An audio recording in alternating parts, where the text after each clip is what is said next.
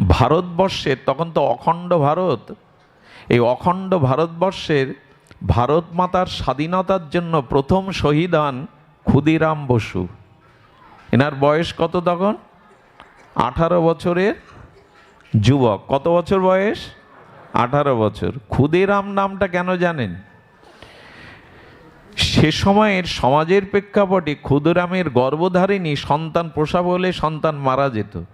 তা গ্রাম বাংলা একটা প্রচলিত সংস্কার ছিল যে মার গর্ভের সন্তান প্রসব হওয়ার পর যদি বারবার মারা যায় তো এই সন্তানকে বাঁচানোর জন্য মাসি বা অন্য কারো কাছে বিক্রি করে দিত। এরকম একটা প্রচলিত ধারণা ছিল। থাকে তো অনেক দেশাচার লোকাচার। তো ক্ষুদিরামের মা তার মাসির কাছে 1 কেজি খুদের বিনিময়ে ওকে বিক্রি, যদি বেঁচে থাকে সন্তানটি, মার মন তো, এই জন্য ওর নাম রাখা হয় ক্ষুদিরাম। মাসির বাড়িতে ওর কাজ কি ছিল জানেন? অভাব ছিল তো ফুলের মালা মাসি তৈরি করে দিত, আর ওইটা বিক্রি করে ফেরি করে যা কিছু উপার্জন হতো মাসির সংসার চলতো। খুব বেশি লেখাপড়াও শিখতে পারেনি ক্ষুদিরাম, কিন্তু মাসি তার হাতে তুলে দিয়েছিল শ্রীমদ্ ভগবদ্ গীতা। বাংলায় পড়তো সে। এই গীতা পড়তে পড়তে ভগবানের প্রতি তার বিশেষ আকর্ষণ চলে আসে, তার ভিতরে চেতনার জাগরণ ঘটে। চেতনা না থাকলে 18 বছরের ছেলে কখনো দেশমাতৃকার জন্য জীবন দিতে উদ্যত হয়? আজকের কিশোরদের কি দশা দেখছেন, আমার ঘরের ছেলেদের কি দশা। ড্রাগে আসক্ত তারা, কিশোর গ্যাংয়ের অত্যাচারে দেশের ভূত ভবিষ্যৎ অন্ধকার দেখছি আমরা। এমন কাজ নেই যে তারা করছে না। ড্রাগে আসক্ত, পথহারা তারা। আজকের যুবক, এখানে একজনও যুবক নেই যারা সমাজটাকে জাগাবে, আমাদের চেতনাটাকে ধারণ করবে। এখানে একজনও যুবক নাই, যুবতী নাই। আমাদের কীর্তন, আমাদের নামযজ্ঞের আসরে কারা থাকে সামনে? কিছু মনে করবেন না, বয়োবৃদ্ধ এবং বৃদ্ধাগণ। তাদের দিয়ে সমাজ এখন কিছু পাবে না। যাদের এখানে, আচ্ছা বাসি ফুলে কেউ বাসর সাজায়? তো কথা বলুন, বাসি ফুলে বাসর সাজায়? বিকালের ঝরে যাওয়া ফুল কেউ দেবতার চরণে দেয়? কিন্তু সমাজের যুবকরাই, যারা এই জাতি সমাজকে গড়বে, তারা এখানে আসে না। আমার খুব দুঃখ হয়। জামাইবাবু এসছে বাড়ি, মা কি করে জানেন? জামাইবাবুর সাথে তার মেয়ের সাথে ছোট মেয়েকেও সাজিয়ে গুজিয়ে ফাংশন দেখতে পাঠায়, মেলা দেখতে পাঠায় জামাইবাবুর সাথে। অথচ গানের ফাংশনে মেলায় গেলেও ভাগবতে হাত ধরে পিতামাতা সন্তানকে আনে না, যেখানে তার স্বরূপ চেতনাকে জাগবে। এই কথাগুলি কাদের শ্রবণের ছিল? আপনি আমাদের পার্শ্ববর্তী ইসলাম ধর্মের দিকে তাকিয়ে দেখুন, সামনের সারিতে কারা? সব যুবকরাই। সামনের সারিতে কারা? সব যুবকরাই। সেটা মিছিলে বলেন, আন্দোলনে বলেন, ধর্মের সারিতে বলেন, সব যুবকরাই। আমরা কেবল এদের জাগাতে পারিনি। এই জন্য এই জাতি একরকম ব্যর্থ, পিছিয়ে পড়া। আজকে কিশোরদের, যুবকদের আমরা নৈতিকতা, মানবিকতা, আদর্শটা পারিবারিকভাবে দিতে পারিনি। কারণ তাদের হাতে এখন রবীন্দ্রনাথ নাই, তাদের হাতে এখন গীতা ভাগবত নাই। অসংখ্য যুবক রাস্তা দিয়ে, আমি রাত 4টের আগে বাড়ি ফিরতে পারি না, 3টের আগে রাত জেগে জেগে দেখি রাস্তার পাশে, ব্রিজের পাশে, নদীর পাশে বসে বসে নেটে আটকে আছে তারা। বাংলাদেশের 30% যুবক যুবতী মানসিক রোগগ্রস্ত হয়ে গেছে। সুধীজন, আপনাদের যাদের বয়স 50, একটু 40 বছর আগে ফিরে যান। এতটা অশ্লীলতা, এতটা নারকীয় ঘটনা, এতটা মাতৃজাতির লাঞ্ছনা অপমান বেড়েছে। 40 বছর আগে ফিরে যান। এর একটাই কারণ, তখন এই জাতীয় বিদেশি সংস্কৃতি, বিদেশি প্রভাব, অশ্লীলতাগুলো নেটের মাধ্যমে তখন জীবনযাপনে আপনারা পাননি। এই জন্য আপনাদের ভিতরে সেই 40 বছর আগের একটা বিশুদ্ধতা ছিল, কিছুটা হলেও একটা বিশুদ্ধতা ছিল। এখন এত অশ্লীলতা, এত এত নারকীয় ঘটনার জন্ম দিচ্ছে, মানুষ যা দেখে তাই শেখে। তার মানে মোবাইল বন্ধ করে দেবেন, নেট বন্ধ করে দেবেন, এটা সমস্যা না। আকাশ থেকে বৃষ্টি ঝরলে বৃষ্টি বন্ধ করতে পারবেন? উপায় কি জানেন? ছাতা ধরার। বৃষ্টি বন্ধ করার প্রয়োজন নাই তো ওটা পারবেন না। ধরতে হবে ছত্র ছাতা, তেমনি সন্তানদেরকে সৎ দীক্ষার দ্বারা, শাস্ত্র জ্ঞানের দ্বারা সুসংস্কার দিন, যাতে বৃষ্টির মধ্যেও ছাতা ধরে তারা নিরাপদ থাকতে পারে। এই সংস্কারটাই দরকার। তো সেই সংস্কার কোথায় এখন? সংস্কারটা কোথায় আমাদের? সব তো ওই হই হুল্লোড় এই করেই চলছে। ধর্ম যাগ যজ্ঞ অনুষ্ঠান, হই হুল্লোড় ছাড়া কি আছে?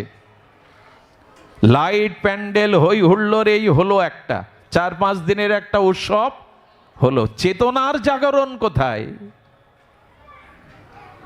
ভাগবতটা সাধারণ কোনো জিনিস নয়, এটি গল্প গাথার ঠাকুরমত ঝুলি নয়।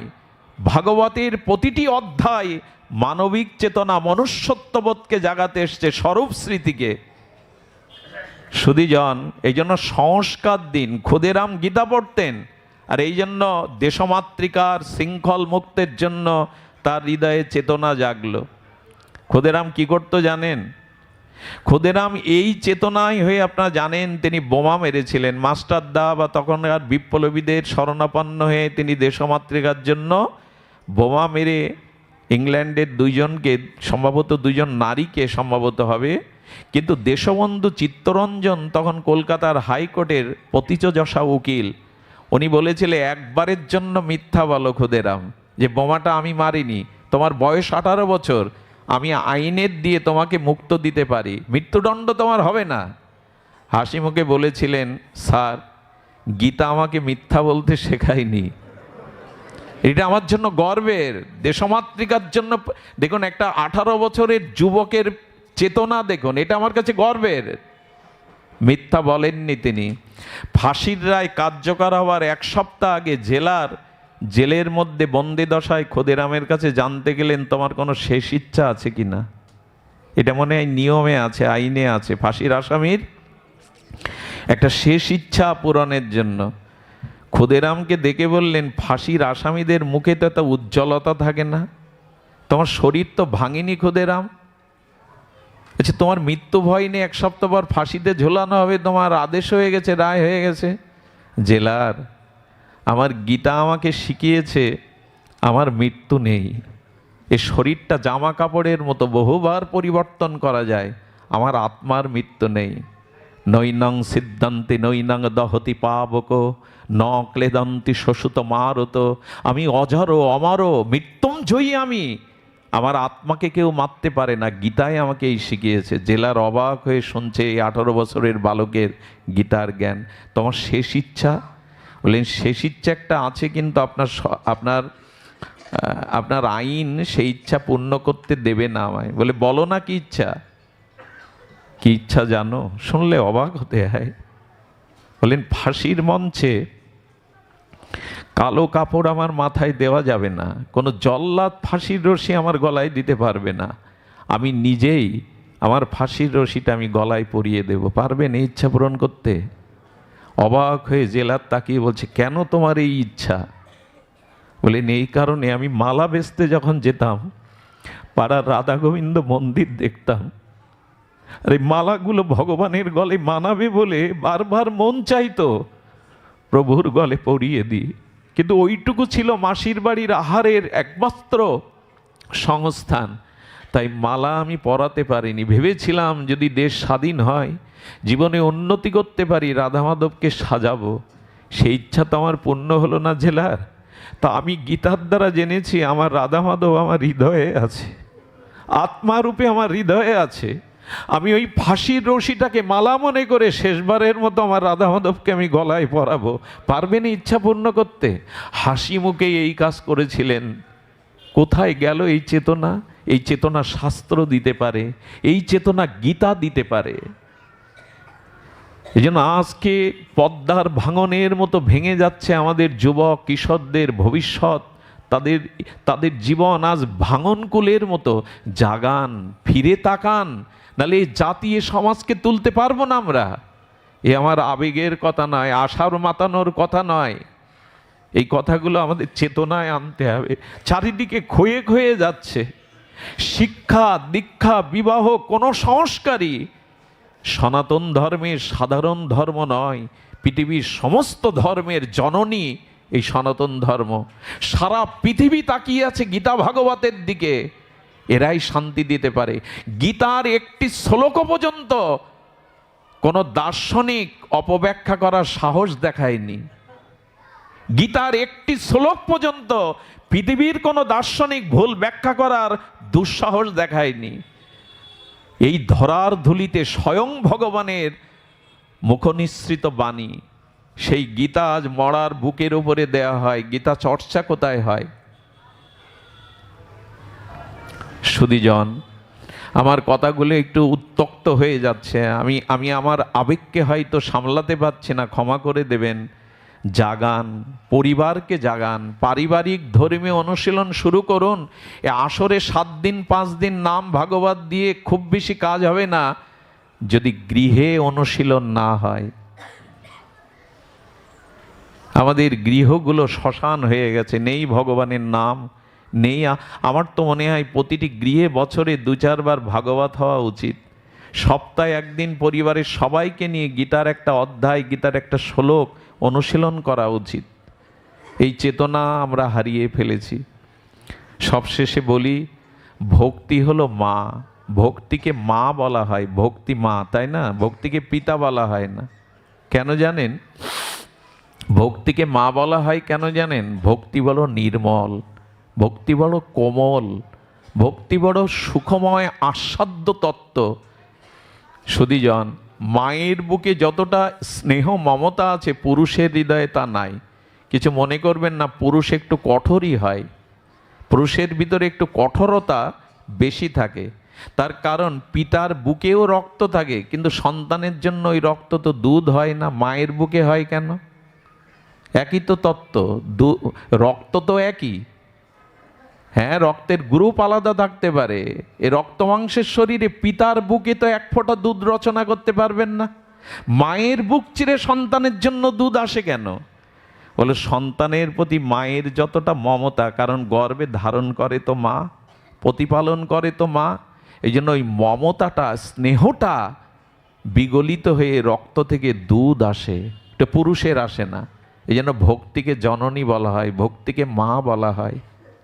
এই জন্য ভগবানের এই যে নাম, ভগবানের এই যে লীলা, ভগবানের এই যে গুণমহিমা, এটি শ্রবণ করতে করতেই ভগবানের প্রতি প্রগাঢ় একটা মমতা জন্মায়। ভক্তি আর কিছু নয়, ভক্তি পাহাড় প্রমাণ কোনো কিছু নয়। ভক্তি মানে ভগবানের প্রতি অনন্য মমতা, ভালোবাসা। ভক্তি মানে অনন্য মমতা, বিষ্ণু মমতা, প্রেম সঙ্গতা। দেবসেবার নারদ বলেছেন ভগবানের প্রতি গাঢ় মমতাকেই বলে ভক্তি। অন্য বস্তুতে মমতার অভাব, ভগবানের প্রতি গাঢ় মমতা, একে বলে ভক্তি। এই জন্য ভক্তি জননী। কেন জানেন? বাবা যদি কাচানো কোট টাই প্যান্ট পরে, কাচানো ধুতি পরে অফিসে বা ব্যবসা ক্ষেত্রে যায়, ছেলের গায়ে ধুলাবালি মাখা, লালা মেখে আছে, ছেলের গায়ে লালা ধুলাবালি মাখা, বাবা কোলে নাও, নেয় তো? আরে আরে আমার কাছে এখন আসিস না, যা মার কাছে যা। দেখিয়ে দেয় কার কাছে? মার কাছে যা। বাবা সবসময় ওভাবে কোলে নেয় না। মার কাছে যাওয়ার সাথে সাথে মাও কি বাবার মতো একই কথা বলে, যা চলে যা, কোলে নেব না? স্নেহময়ী মা, স্নেহবৎসলা মা সন্তানকে কোলে করে আঁচল দিয়েই তার ধুলাবালি লালাগুলো মুছে নিয়ে বুকে জড়িয়ে ধরে। এই জন্য ভগবানের প্রতি যদি ভালোবাসা হয়, মমতা হয়, ভক্তিও আমাদের কোলে তুলে নিয়ে আমাদের পাপ আবর্জনা ধুলাবালি মুছিয়ে দেবে। ভক্তি মুছিয়ে দেয়। ভক্তি হলো মা। ভগবানের প্রতি যে প্রগাঢ় নিঃস্বার্থ ভালোবাসা, এই ভালোবাসা মমতা তো সংসারে, রূপ যৌবনে, ভগবানের প্রতি মমতা কই? এক শিক্ষিকাকে আমি চিনি, চৈত্র বৈশাখ মাসে তার ঠাকুরকে 8-10 বার জল দিয়ে আসে। আমি একদিন বলছি, মা তুমি 8-10 বার ঠাকুরকে জল দাও কেন? বললো চৈত্র বৈশাখ মাসে যখন আমার জল পিপাসা লাগে, আমার মনে হয় আমার গোপালেরও পিপাসা লাগছে। এরে বলে মমতা। ওরও তো পিপাসা লাগে, ওটাকে কাঠ পাথর মনে করে না। আচ্ছা, এই লোহার শিকটাকে যদি আপনি আগুনের ভিতরে ফেলে রাখেন, 1 ঘন্টা পর আগুন তদাত্ম হলে এটা কি আর শান্ত থাকবে, শীতল থাকবে, এটাই তখন আগুনের ক্রিয়া করবে। তার মানে ওর মধ্যে আগুন প্রবেশ করেছে। তেমনি আপনার হৃদয়ে ভগবানের প্রতি যখন মমতা, সেবা ভাবনা আসবে, তখন আপনার স্বরূপ বদলে যাবে। তখন আর নিজের সুখের দৃষ্টি যাবে না, ভগবানকে আনন্দ দেওয়ার জন্য, সুখ দেওয়ার জন্য দৃষ্টি যাবে। এরই নাম ভক্তি, এরই নাম আরাধনা। তাকে কি করে আনন্দ দিতে পারবো, তাকে কি করে সুখ দিতে পারবো, এরই নাম ভক্তি। এই মমতাটা আসা দরকার। মমতা আসবে কখন? যখন তার মহিমা, তার অসমাদ্য মাধুর্য গুণাবলী আপনি শ্রবণ করবেন, ধীরে ধীরে তখন আপনার চিত্তে ভগবানের প্রতি মহিমা, অনুরাগ এগুলি বৃদ্ধি পাবে। এই জন্য ভক্তি মায়ের মতো। আরেকটি কথা বলি, জ্ঞান মানে ভক্তি বর্জিত যে জ্ঞান বৈরাগ্য, এটাও বেশি দিন টিকে থাকে না। খুব ভালো করে ধ্যান দিন কথাটি। কিছু মানুষ আছে যারা ভক্তিকে পাশ কাটিয়ে জ্ঞানের এবং বৈরাগ্যের কথা খুব বেশি বলে। ভক্তির থেকে জ্ঞান বড়, বৈরাগ্য বড়। আচ্ছা বলুন তো, সন্তান জন্ম দেয় কে? মা তো। গর্ভে ধারণ করে কে? মা তো।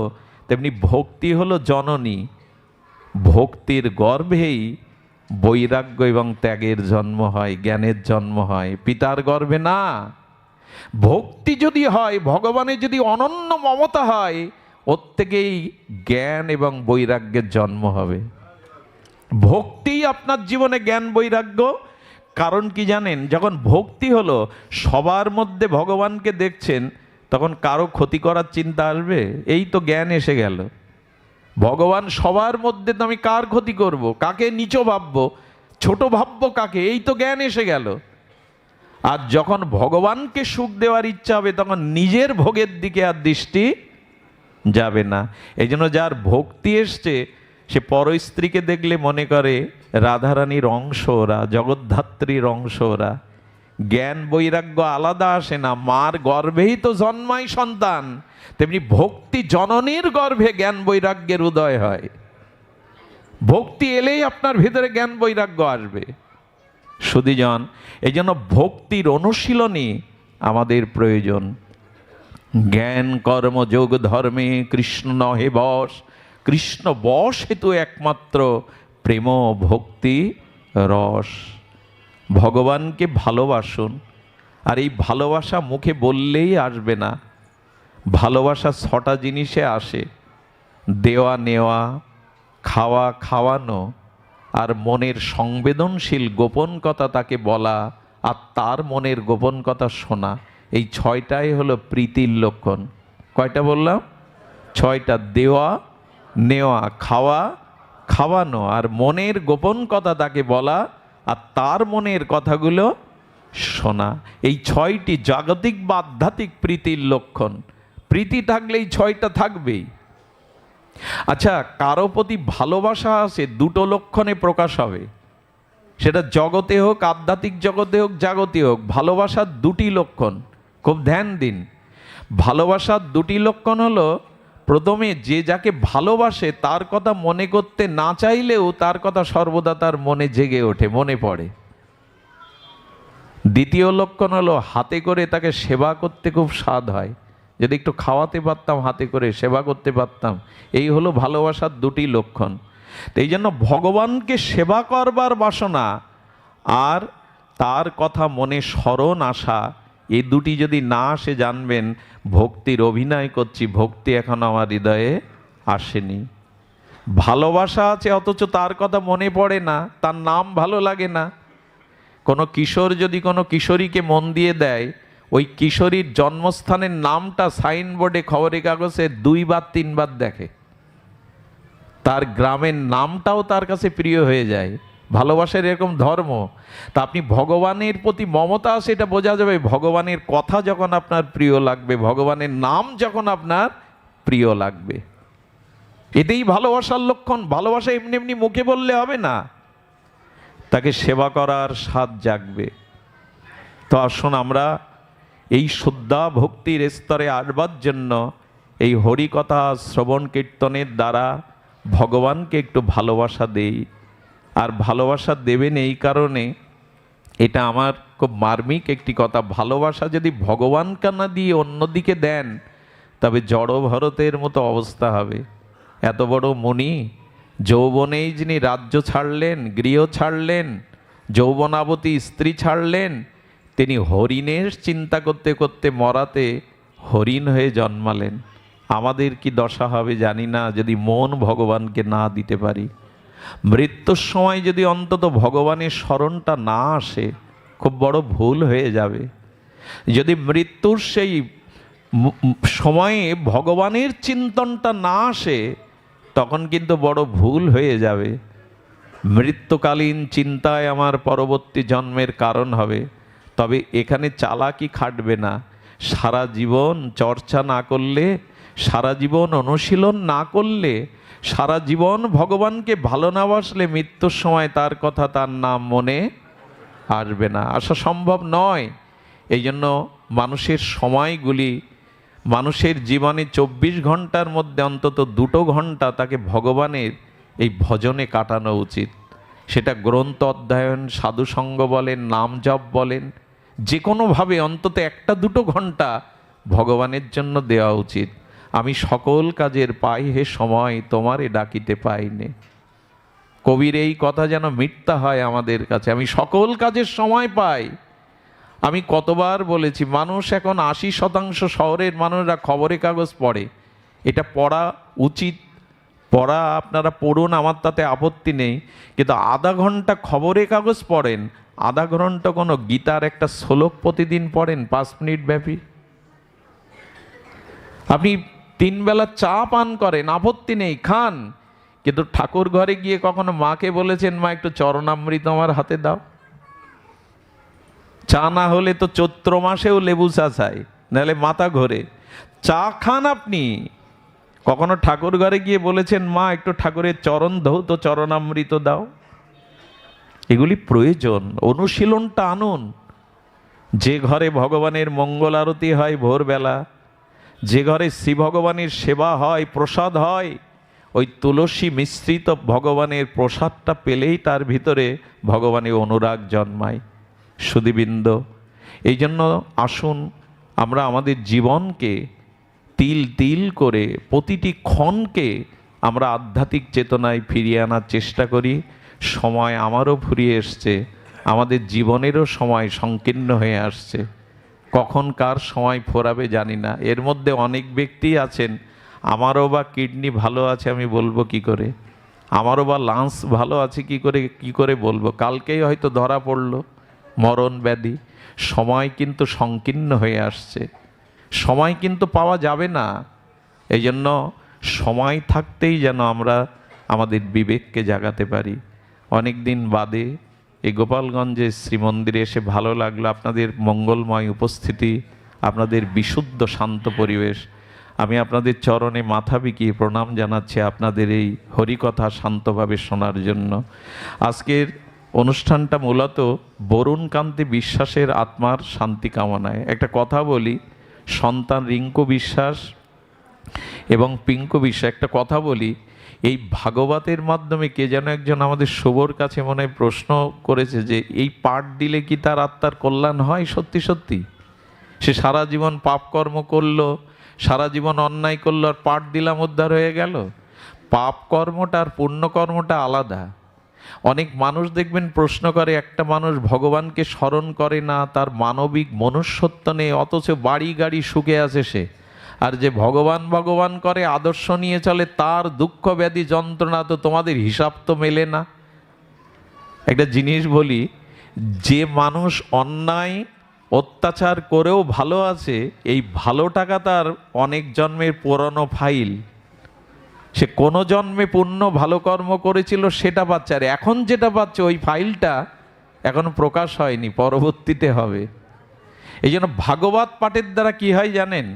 এই শব্দ হলো নিত্য, এই যে ইথার তরঙ্গে শব্দগুলো চলে যায় না, ওই শব্দ যদি আত্মার উদ্দেশ্যে, মানে বিকাশে নাম্বারে টাকা পাঠালে আসে না আপনাদের মোবাইলে টাকা, তো একটা যন্ত্র টিপলে যদি আমেরিকার সরাসরি কথা বলতে পারেন নিজের ভাইয়ের সাথে, বন্ধুর সাথে, ভিডিও কলে যদি আমেরিকার আপনি এখানে কথা বলতে পারেন, তো ভক্ত যদি ভগবানের কাছে হাত তুলে আত্মার জন্য প্রার্থনা পাঠায়, ওটা যাবে না তার কাছে? অবশ্যই যাবে।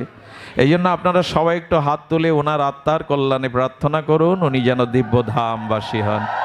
জয় শ্রী গুরু প্রেমানন্দে হরি বল। ওং সর্বে ভবন্তু সুখিনঃ, সর্বে সন্তু নিরাময়া, সর্বে ভদ্রাণি পশ্যন্তু, মা কশ্চিৎ দুঃখভাগ্ ভবেৎ। সুধীজন,